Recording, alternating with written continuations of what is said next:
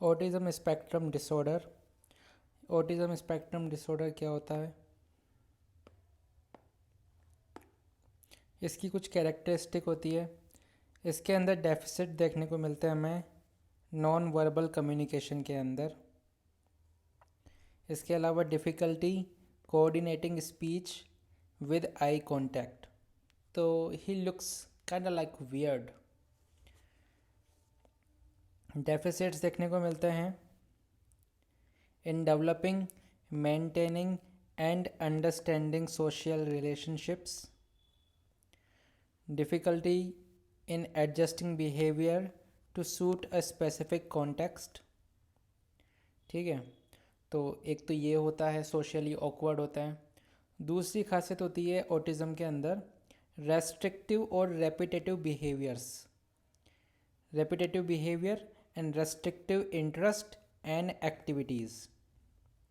इसके अलावा repetitive motor movement जैसे कि eye twitches, inflexibility to change और ritualised pattern of verbal and non verbal behaviour, highly restricted interest, fixated interest, example strong attachment to know about the camels और jellyfish, hyper और hypo reactivity to specific sensory stimulation.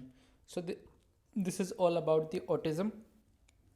What is Asperger's syndrome? Asperger's syndrome की क्या खासियत होती है? Features देख लेते हैं इसके अंदर हम। वही सिंपल रेस्ट्रिक्टेड इंटरेस्ट देखने को मिलता है और पैटर्न ऑफ बिहेवियर, लेकिन इसके अंदर आईक्यू जो होता है वो नॉर्मल होता है और लैंग्वेज के अंदर भी किसी तरीके का कोई डिले नहीं होता है। Delayed clinical diagnosis often at age 11 और even later। इसके बाद में हम बात करते हैं ADHD की। तो ADHD इंडिविजुअल कैन हैव इनअटेंशन और हाइपर एक्टिविटी एंड इम्पल्सिविटी और they can have both. It should persist for at least 6 month. Symptoms क्या क्या होते हैं इनअटेंशन के? Don't pay close attention to details or make careless mistakes. Difficulty sustaining attention. Don't seem to listen when spoken to directly. Don't follow instructions. Hard to organize tasks and activities. Dislike or avoid being part of tasks that require sustained mental effort. Lose things required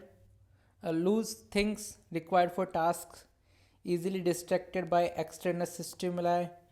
Individual are usually forgetful in daily activities.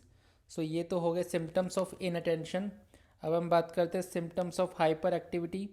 This include fidgeting, spontaneously get up in situations where remaining seated is expected, often run around and climb when inappropriate, don't usually play or have fun quietly, can't stay still for long time, talk excessively, blurt out answer before a question has been fully asked, difficulty waiting for their own turn, often interrupt other। Pharmacotherapy इसकी दो तरीके से की जा सकती है, CNS stimulant और non stimulant medications. तो CNS स्टिमुलेंट के अंदर डोपामिन एगोनिस्ट हम यूज़ करते हैं, जैसे कि मिथाइल फिनिडेट हो गया, एम्फेटामिन साल्ट्स हो गए, इसके अलावा डेक्स्ट्रो एम्फेटामिन हो गया। नॉन स्टिमुलेंट मेडिकेशंस के अंदर आती है एटम ऑक्सीटीन, जो कि नॉरएपिनेफ्रिन रिसेप्टर इनहिबिटर होता है। इसके अलावा क्लोनिडीन होता है इसके अंदर और ग्वानफासिन होता है, guanfacine which is an alpha agonist. So this is about the autism, Asperger's syndrome and ADHD.